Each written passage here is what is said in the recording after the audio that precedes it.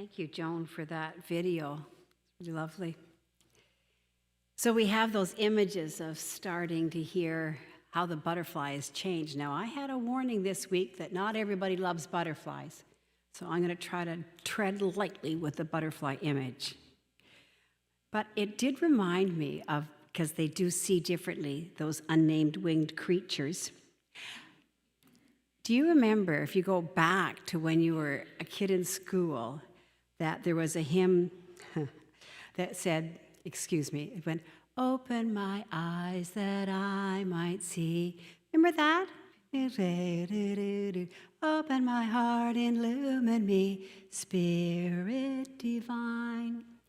Then it was, "Open my eyes and open my heart, open my heart." Then, so I was just thinking that that's another image we could use if we weren't thinking of winged creatures.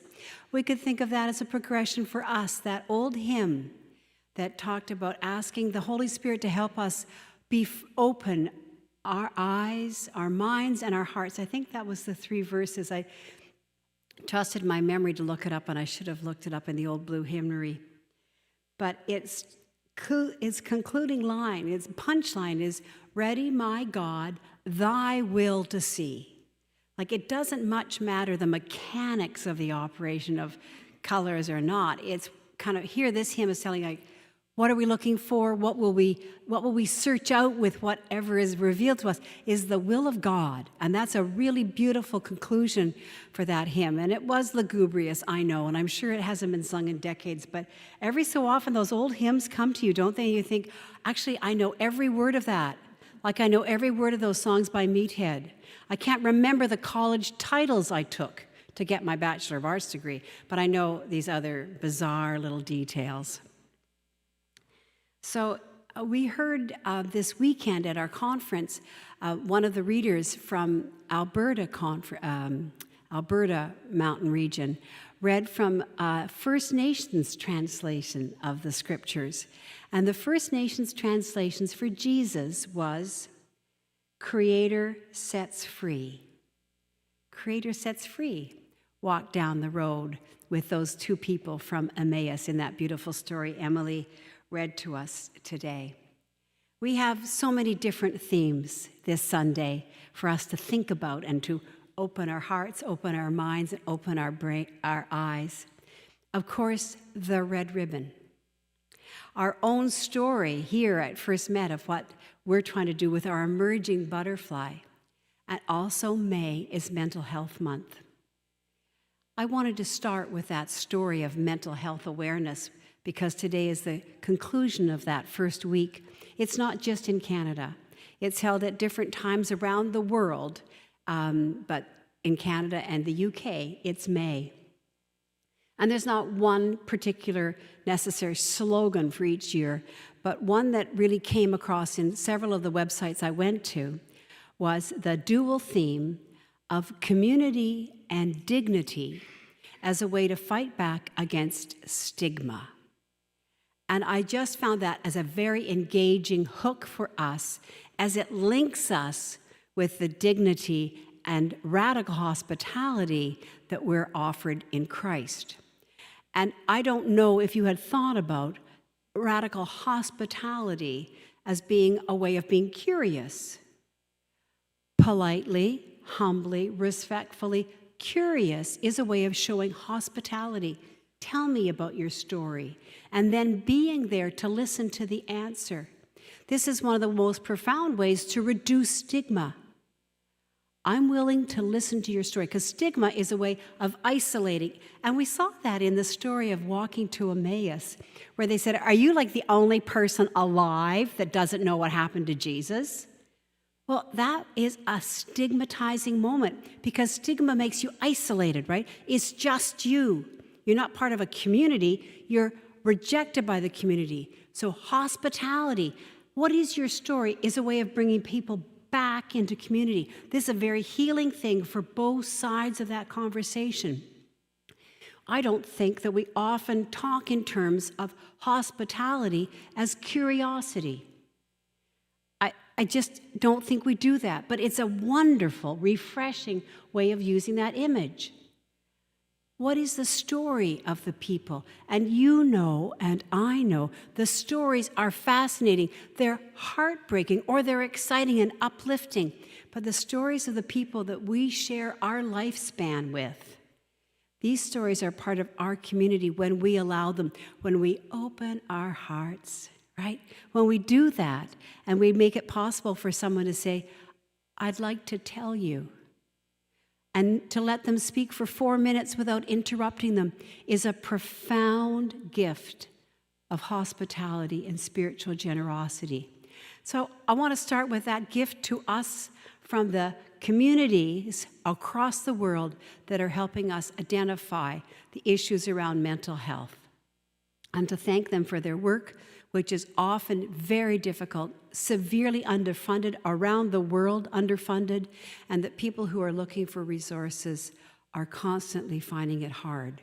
I want to give a shout out to Mount Seymour United Church in the mountains of North Vancouver, who are starting a new program of setting aside tens of thousands of dollars of their money in a pot where one of their ministers then receives people's requests to have help funding getting a counselor, because, you know, it's just too long a wait. And so they have a list of, I don't know, I shared it with Kyla, it's about 40 different counselors, isn't it, that they've approved that they will help pay for. And it's, as I said, tens of thousands of dollars. Well, is that not radical hospitality? You know, it's a recognition no pastor can fill that need. You don't have the qualifications or the time. But what an exciting other way of doing it. That's very 21st century, and that's Reverend Carla Wilkes, and we want to just pray strength to her, because that's still a very difficult thing to do and a wonderful support. So another thing that's happening about listening to stories is, of course, the annual celebration, yes, of the red dresses, May 5th. And we have some dresses here from different people in the congregation, and I thank you. I always ask Janet to borrow the prom dress. It has its own plastic holder, but I want to always honor that some of the girls who died never got to choose a prom dress. And so we choose this one in their memory, and we hold it up to say just the tragedy of what has happened. And so we just acknowledge that loss. How many people are we talking about is unknown. I think that that's part of the sadness, part of the story. And it's over 4,000, it's over 4,200. It is not known because sometimes people are sloughed off when they try to report. Sometimes reports are just not handled well, and sometimes people don't make the report that someone's missing. Actually, I don't think the actual literal number matters as the global reality of the number. If we're trying to offer hospitality, if we're trying to radically listen and be curious, we would want to know, why is that number so hard to find? Why is it that so many young women and girls, and also First Nations men, 600 First Nations men have disappeared in Canada in the last 15 years. So what will happen when we open our eyes, open our minds, open our hearts to their stories, to offer them the hospitality, the courtesy, and the dignity of listening to their story? One of the things that comes over and over again from the families is nobody lets us tell our story. And sometimes it's stigma. You see how these overlap? The stigma that they're assumed to be sex trade workers, does that devalue them so profoundly that they can't be mourned and grieved? What world are we living in? I know someone who has a sticker on her office door that said, "I loved somebody who was a sex trade worker." I just think that's a very important thing for us in this community to be saying. The Christian community needs to be inclusive. We always talk about that.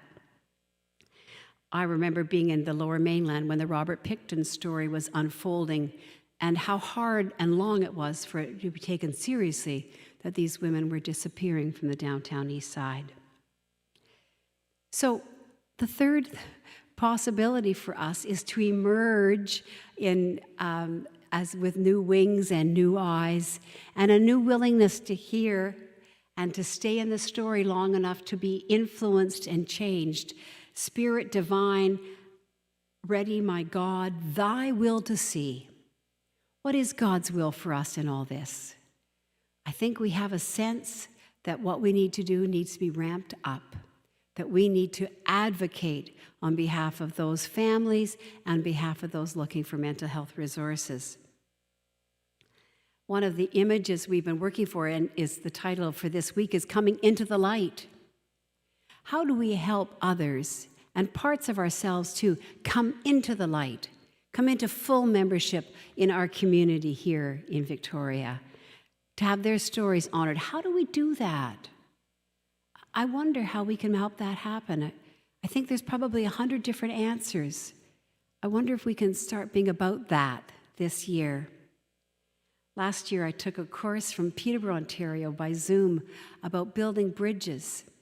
And they were talking about building bridges between people that we would define living in poverty and those who were more secure.